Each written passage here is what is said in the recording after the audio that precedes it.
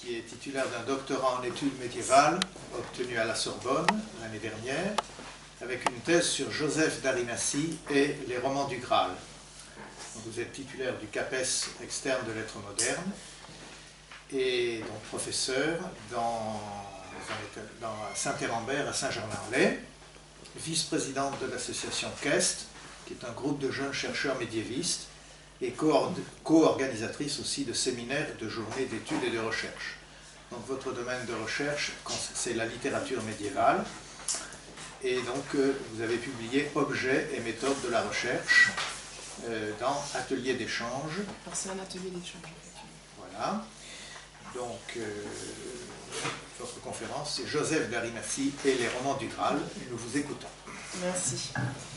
Alors je vais essayer de faire ça. Donc, selon les évangiles, Joseph d'Arimathie est l'homme qui a mis Jésus au tombeau. Son histoire est également racontée dans les apocryphes, ces textes qui ont été rejetés des canons. Alors, que disent ces textes? On nous raconte qu'il a été enfermé par les Juifs pour éviter qu'il témoigne de la passion, et que, malgré tout, il aurait été libéré par des anges et emmené à Arimathie, où il aurait ensuite mené des activités de prédication. Alors, ce légendaire chrétien s'est diffusé jusqu'au XIIIe siècle, notamment grâce à deux apocryphes, la Vengeance de notre Seigneur et l'évangile de Nicodème. Alors ce dernier va nous intéresser tout particulièrement parce qu'il est repris dans les romans du Graal, et surtout, il est très utilisé à l'époque en liturgie, au point que certains auteurs, comme Hugues de Saint-Victor, l'assimilent au canon. Donc c'est pas n'importe quel texte, à l'époque je dis bien. Alors cette figure néo-testamentaire est donc connue et cette notoriété s'explique par son statut de témoin. Le personnage rend effectivement visible ce qui s'est passé à l'ombre du tombeau, c'est-à-dire la sépulture, la résurrection et la descente en enfer. Joseph d'Arimathie répondait ainsi parfaitement aux enjeux des apocryphes qui étaient destinés par définition à donner des compléments de révélation, pour reprendre les termes de Jean-Daniel Kesely ou encore Rémy Gounel, qui sont spécialistes de la question. Jusqu'au XIIIe siècle, donc, la portée du personnage semble toute spirituelle. Pourtant, il y aura un tournant avec Robert de Boron, qui en fait vraiment un être de fiction dans le roman de l'histoire du Graal, aussi appelé le Joseph d'Arimathie. Je l'appellerai comme ça d'ailleurs dans ma communication. Donc cette œuvre fait suite au conte du Graal de Chrétien III, qui est inachevé, et où un certain Perceval voit le Graal passer devant lui et n'ose pas poser la question quel est cet objet, d'où vient-il et où va-t-il. Il ne pose pas sa question, on ne saura jamais quel est cet objet exactement. Et Robert de Boron va continuer cette œuvre et va faire du Graal le Saint Vaisselle, le vase dans lequel Joseph d'Arimathie aurait recueilli le sang de Christ et l'aurait ensuite emmené en Grande-Bretagne et notamment à la cour du roi Arthur.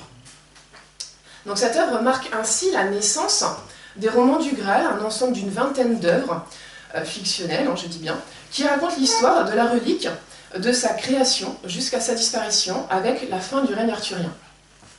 Donc, au sein de ce vaste ensemble des romans du Graal, l'histoire de Joseph semble servir non plus le dévoilement des Écritures, comme tout à l'heure avec les apocryphes, mais la fiction graalienne qui acquiert une origine biblique et donc une légitimité, au regard des mentalités de l'époque, encore une fois. Pourtant, certains romans du Graal continuent à revendiquer une portée spirituelle. Jean-René Valette définit d'ailleurs ces hauts livres du Graal comme des fictions théologiques, et donc là je cite, c'est-à-dire comme des récits fictifs qui font intervenir pour se constituer une part de théologie. De fait, oscillant entre une quête de vérité et la tentation de la fiction, les réécritures de l'histoire de Joseph ne sont pas sans rappeler le concept de théologie littéraire, qu'on étudie donc, du coup, dans ce colloque, proposé par notamment Jean-Pierre Jossuat ou encore Pierre-Olivier Vénard. Elle révèle, en effet, je cite Jean-Pierre Jossuat, le pouvoir religieux de la littérature dévoile le sacré et constitue alors une aventure spirituelle d'un auteur qui fait preuve d'une conscience théologique très aiguë, d'une aptitude à réfléchir sa foi selon ses moyens. La théologie et la poésie se mêlent pour exprimer une recherche de Dieu par le biais d'un discours qui se veut moins théorique que littéraire. C'est cette connivence que je me propose d'interroger aujourd'hui. Réécrite pour les romans du Graal, l'histoire de Joseph d'Arimathie offre effectivement l'opportunité d'observer comment les écrivains ont pu façonner leur récit en reprenant et en actualisant les écritures, selon les besoins de leurs œuvres, certes, mais aussi de leur temps. Nous nous proposons d'interroger l'acte théologique que supposent ces œuvres, tout en déterminant ce que le roman et la Bible s'apportent mutuellement.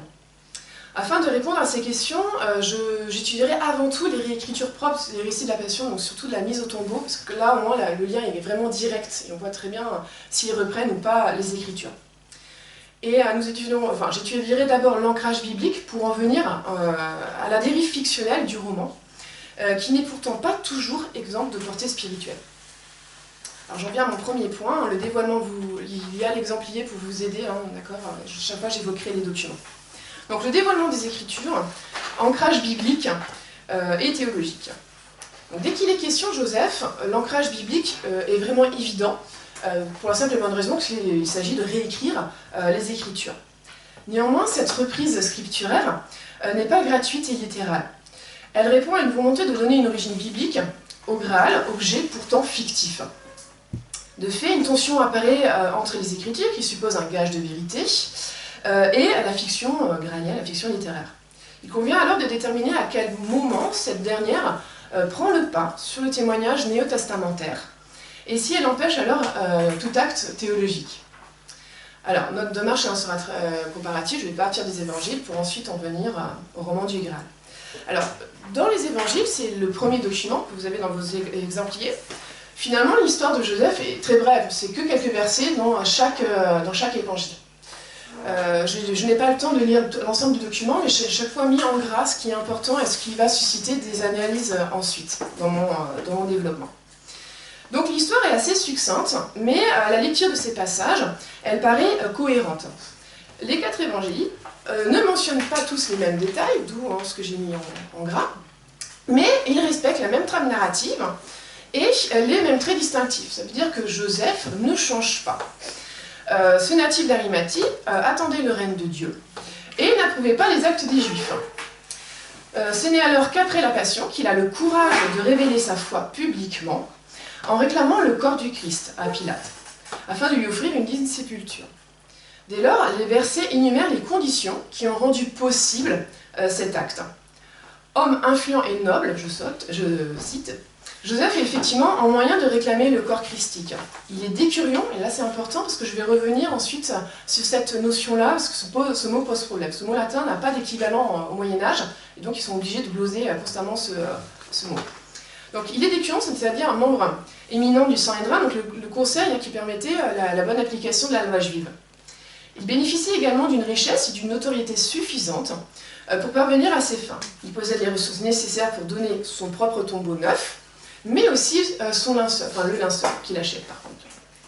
Aucun détail n'est donc laissé au hasard, l'ensemble des caractéristiques du personnage éclairant l'enchaînement des faits. Homme croyant, riche, bon et juste, là aussi c'est important, on va revenir sur bon et juste. Joseph a pris soin du corps du Christ, matériellement, parce qu'il lui a offert encore une fois son tombeau, mais aussi le linceul, mais aussi spirituellement, parce qu'il est capable de lui donner une sépulture conforme à la loi juive. En définitive, le portrait du personnage répond avant tout aux besoins du récit. Placé au début de passage, les qualifications qui le caractérisent garantissent la vraisemblance et le bon déroulement des événements. Joseph fait ainsi partie des personnages secondaires qui, selon André Vénin, n'apparaissent dans la Bible que pour faire avancer l'action. De fait, à l'instar d'autres personnages bibliques, tels que Nicodème ou encore Marie-Madeleine, c'était un personnage idéal pour les réécritures ultérieures, notamment dans les mystères. Alors, les mystères, c'est les théâtres du Moyen-Âge qui mettaient en scène la Bible, ou encore les romans du Graal, objet qui m'intéresse.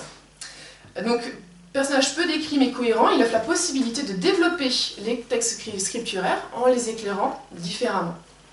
Et j'en viens donc à mon deuxième petit point, là, les romans du Graal. Alors, la première œuvre à mentionner Joseph, je l'ai dit tout à l'heure, c'est celle de Robert de Boron, dans le Joseph d'Arimathie. Donc c'est le document 2. Alors il est dit, à lui, alors je vais vraiment outrageusement moderniser la prononciation, parce que j'ai conscience que je suis peut-être la seule médiéviste dans le coin, donc je vais traduire, rassurez-vous. Donc à lui, à Pilate, servait un soudoyer, un soldat, qui, celui, eut 5 chevaliers, donc il y avait sous ses ordres 5 chevaliers. Jésus-Christ vit, donc il vit Jésus-Christ, et en son cœur l'aima beaucoup. Mais à nul faire n'en osa faire nul semblant, donc à aucun prix n'osa en faire démonstration, à cause des Juifs qu'il redoutait tant. Car tout était adversaire, à Jésus la gente de putir, donc les personnes de mauvaise vie étaient toutes adversaires à Jésus. Ainsi redoutait-il ses ennemis, bien qu'il fût l'ami de Dieu. Alors l'érudition ici là, de l'auteur est patente. Respectant les sources évangéliques, il propose de traduire décurio par soudoyer, qui est l'équivalent à peu près médiéval, soldat, donc un homme d'armes. Il justifie son choix en définissant et précisant le terme au vers suivant. Il est chevalier parce que, il est soudoyer, excusez-moi, parce qu'il a 5 chevaliers à son ordre. Ces précisions ainsi données confirment également que l'auteur connaît les glosses et les adaptations bibliques. Tout comme les auteurs de ces textes, Robert de Boron omet les termes scripturaires qui posent problème, donc ici décurion, qui encore une fois n'a pas d'équivalent en ancien français. Il omet ce terme, mais le remplace par des paraphrases explicatives.